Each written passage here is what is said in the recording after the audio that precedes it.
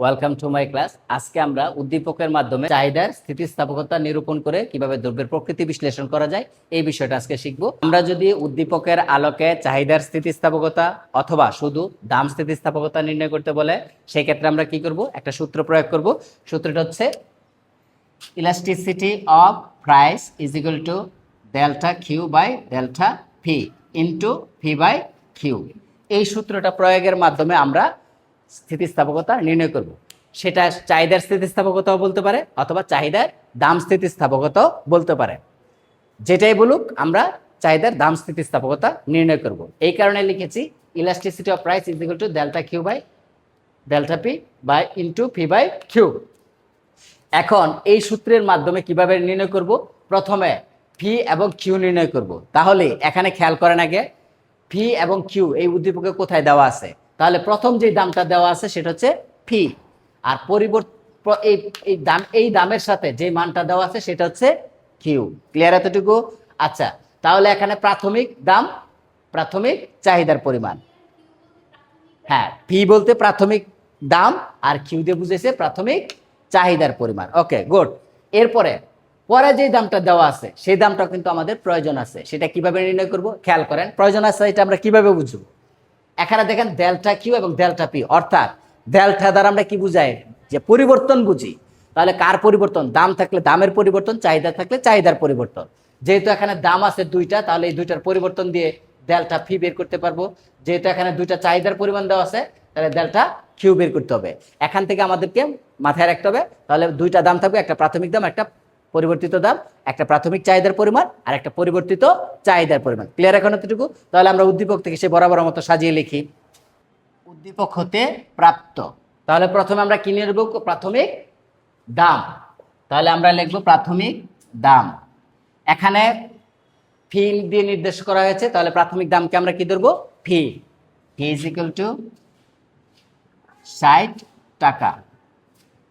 পরিবর্তিত দাম আমরা পরিবর্তিত দাম আমাদের মতো নিয়ে নিব। তাহলে ফি 1 ইজ ইকুয়াল টু 50 টাকা। তাহলে আমরা উদ্দীপক থেকে প্রথমে প্রাথমিক দাম ফি দিয়ে প্রকাশ করলাম, আর পরিবর্তিত দামটা আমি আমার মতো নিয়ে নিয়েছি। ফি 1 ইজ ইকুয়াল টু ধরেছি কত? 50 টাকা। ক্লিয়ার এতটুকু?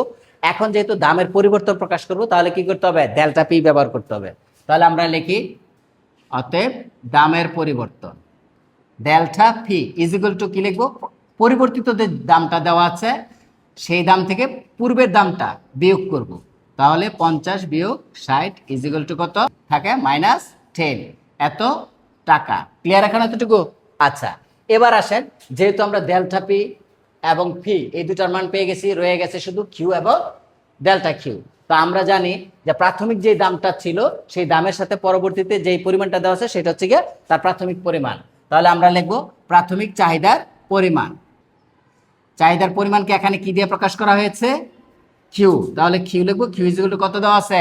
প্রথম যেটা দেওয়া আছে 80 একক। পরবর্তীতে আমরা লিখব পরিবর্তিত চাহিদার পরিমাণ। তাহলে পরিবর্তিত চাহিদার পরিমাণ। তাহলে পরিবর্তিত চাহিদার পরিমাণকে কি দিয়ে প্রকাশ করব? Q1 ইজ ইকুয়াল টু কত দেওয়া আছে? 50-এর বরাবর দেওয়া আছে কত? 100। তাহলে পরিবর্তিত চাহিদার পরিমাণ 100 একক। এখন আগের মতোই অতএব দামের পরিবর্তন লিখেছে এখানে, এখানে লিখতে হবে কি? চাহিদার পরিবর্তন। অতএব চাহিদার পরিবর্তন। তাহলে চাহিদার পরিবর্তন এখানে কিভাবে প্রকাশ করা যায়? ডেল্টা কিউ দিয়ে। Delta Q is equal to কি? বর্তমান যেটা আছে Q1 আর পূর্বের যেটা ছিল কিউ। তাহলে কত আছে? 100 বিয়োগ 80, তাহলে থাকে কত? 20 একক। তাহলে এই এতটুকু আমরা বের করতে পেরেছি। এখন যদি আমরা এই সূত্রটা যেটা বলছিলাম এই সূত্রের প্রয়োগের মাধ্যমে আমরা করব, তাহলে আমরা কি করতে পারি? আমরা জানি। তাহলে উপরে আমরা লিখে দিলাম আমরা জানি। তাহলে আমরা জানি elasticity of price is equal delta Q by delta P into P by Q. তাহলে ডেল্টা কিউর মান হচ্ছে 20। ডেল্টা পি এর মান কত দেওয়া আছে? -10 ইনটু পি এর মান কত দেওয়া আছে? 60। কিউর মান কত দেওয়া আছে? 80। তাহলে লিখলাম। এখন উপরেরটা গুণ করে দিলাম, 6 দুগুণে 12, 1200। নিচে কত আছে? 80 আর 10, তাহলে 800। মাইনাস আছে সাথে মাইনাস। এখন এটা দিয়ে যদি আমরা ভাগ করি কত আসে দেখেন তো? আমরা যদি -800 দ্বারা 1200-কে ভাগ করি তাহলে আসে কত? -1.5। এখন এখানে একটু খেয়াল রাখেন, এই পাশে মাইনাস আছে, কিন্তু দাম কি কখনো মাইনাসে প্রকাশ করা যায়? প্রকাশ করা যায় না। তাহলে আমরা সবসময় বরাবর এটা খেয়াল রাখবো, ইলাস্টিসিটি অফ প্রাইস অর্থাৎ দাম স্থিতিস্থাপকতা যখনই নির্ণয় করব, এরকম মাইনাস আসলে অবশ্যই সেটা কি করব? উঠিয়ে দেব। আর এই উঠিয়ে দেওয়ার জন্য কি ব্যবহার করব? পরম মান ব্যবহার করব। সেটা হচ্ছে এরকম, এইটা। তাহলে এটা হচ্ছে মাইনাস চিহ্ন উঠানোর জন্য, তাহলে মাইনাসে মাইনাসে প্লাস, হ্যাঁ মডুলাস, তাহলে 1.5 হয়ে গেল। ক্লিয়ার এখন এতটুকু বুঝাইতে পারছি? তাহলে আমরা পরম মান বা মডুলাস যেটা বলি আমরা, এটা প্রয়োগ করব। প্রয়োগ করার মানে কি? যে মাইনাস চিহ্নটা আমরা উঠিয়ে দিব। ক্লিয়ার এখন এতটুকু? তাহলে এই পরম মানের সাহায্যে আমরা মাইনাস উঠিয়ে দিয়ে আসছে এত। তাহলে এটাকে আমরা লিখতে পারি, অতএব elasticity of price is equal two 1.5। এই যে এতটুকু আমরা লিখলাম ইলাস্টিসিটি 1.5, এই যে মানটা একের সাথে আমরা সবসময় তুলনা করব। কার সাথে তুলনা করব? একের সাথে। যদি কখনো বলে যে দাম স্থিতিস্থাপকতা নির্ণয় করো, তাহলে এই পর্যন্তই আমাদের শেষ। তখন লিখব অতএব নির্ণয় দাম স্থিতিস্থাপকতার মান। অতএব নির্ণয় কত পেলাম আমরা? 1.5, শেষ। কিন্তু যদি বলে উদ্দীপকে যেরকম বলছে স্থিতিস্থাপকতা নিরূপণ করে দ্রব্যের প্রকৃতির উপর মন্তব্য করো, আমরা বেশি কথা লিখবো না, অল্প কথা শেষ করে দিব। সেটা হচ্ছে এরকম, যেটা কোন ধরনের দ্রব্য? আমরা দ্রব্য জানি 3 ধরনের হতে পারে। 1, স্বাভাবিক দ্রব্য হতে পারে। 2, নিকৃষ্ট অথবা নিত্য প্রয়োজনীয় বা অত্যাবশ্যকীয় বলি এই দ্রব্য। আর 3 নাম্বার হচ্ছে বিলাসজাত দ্রব্য, যেটা আমরা শখের বশে করি। ক্লিয়ার এতটুকু? এই 3টা বিষয় নির্ণয় করার ক্ষেত্রে আমরা কার সাথে তুলনা করব? একের সাথে তুলনা করব। কার সাথে তুলনা করব? একের সাথে তুলনা করব। যদি স্থিতিস্থাপকতার মান অর্থাৎ দাম স্থিতিস্থাপকতার মান যদি 1 হয়, স্বাভাবিক দ্রব্য। 1-এর চেয়ে যদি ছোট হয়, নিত্য প্রয়োজনীয় অথবা নিকৃষ্ট অথবা অত্যাবশ্যকীয় দ্রব্য। আর যদি 1-এর চেয়ে বড় হয়, তাহলে সেটা হবে কি? বিলাসজাত দ্রব্য। আমি লিখে দিচ্ছি, হ্যাঁ। 1-এর সমান অর্থাৎ elasticity of price is equal two 1 হলে স্বাভাবিক দ্রব্য। 1-এর বড় অর্থাৎ elasticity of price greater than 1 হলে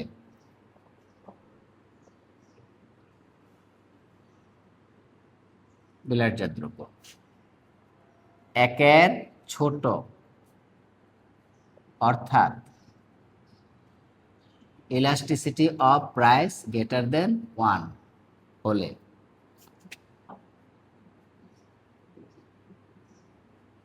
নিত্য প্রয়োজনীয় দ্রব্য বা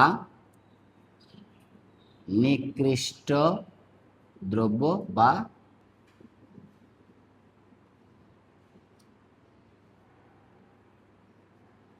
তাহলে আমরা যদি খেয়াল করি 1-এর সমান যদি হয় স্থিতিস্থাপকতার মান, তাহলে স্বাভাবিক দ্রব্য। 1-এর চেয়ে বড় হলে বিলাসজাত দ্রব্য। আর 1-এর চেয়ে ছোট হলে নিত্য প্রয়োজনীয় দ্রব্য অথবা নিকৃষ্ট দ্রব্য অথবা অত্যাবশ্যকীয় দ্রব্য বলে আমরা বিবেচিত করব। তাহলে এখানে যে মানটা আমরা পেয়েছি 1.5, এটা 1-এর চেয়ে বড় না ছোট বা সমান? 1-এর চেয়ে বড়। তাহলে আমরা লিখতে পারি অর্থাৎ elasticity of price greater than 1। তারপরে লিখে দেব সুতরাং। তাহলে এখন আমরা কি লিখতে পারি? যে উদ্দীপকের আলোকে চাহিদার স্থিতিস্থাপকতা নিরূপণ করে যে মানটা আমরা পেয়েছি সেটা 1-এর চেয়ে বড়। তাহলে আমরা লিখতে পারি 1-এর চেয়ে বড় হলে কি হয়? বিলাসজাত দ্রব্য। সুতরাং নির্ণেয় দ্রব্যটি, সুতরাং নির্ণেয় দ্রব্যটি বিলাসজাত দ্রব্য। ক্লিয়ার এখন এতটুকু? তাহলে এখান থেকে আমরা নির্ণয় করতে পেরেছি। তাহলে কখনো উদ্দীপকে যদি স্থিতিস্থাপকতার মান নির্ণয় করে দ্রব্যের প্রকৃতি বিশ্লেষণ করতে বলে, মান নির্ণয় করে একের সাথে তুলনা করব, তারপর যেটা হবে সেটা বলে দিব। ক্লিয়ার এতটুকু? অতিরিক্ত ব্যাখ্যা লেখার আমাদের আর দরকার নেই। Clear? Okay, thank you very much.